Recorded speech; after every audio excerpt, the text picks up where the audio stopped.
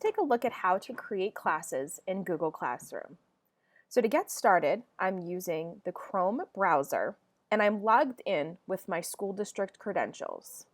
I'm going to look to the top right-hand corner of the screen and I'm going to click on my app switcher or my waffle. Once I click here, I'll be able to look through and find my app for Google Classroom.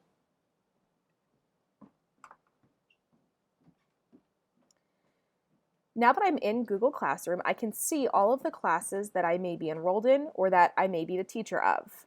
But we want to look at how to create a new class. So I'm going to look again in the top right-hand corner of my screen.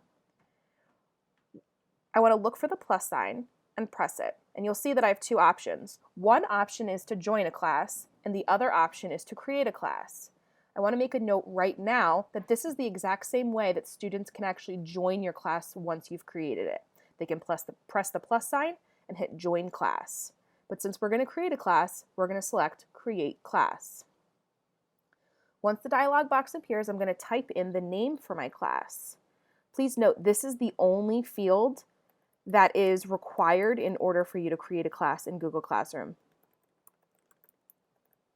Once you have typed in the name of your class, you'll go ahead and press the create button.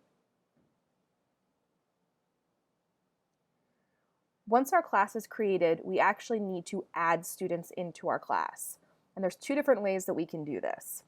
The first way is by looking on the banner for the class that I just created. When we look on the banner, we'll notice a class code. I actually can press this display button to enlarge that class code. This is a code that I'll want to give to my students, and they'll use this code to join my class.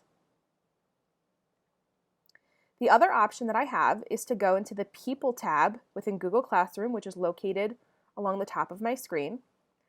And once I click into People, you'll notice I have a section for students.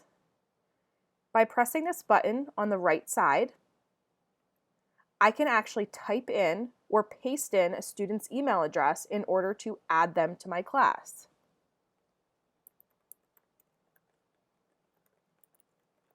So once I type or paste in their email address, I have the option to invite the student.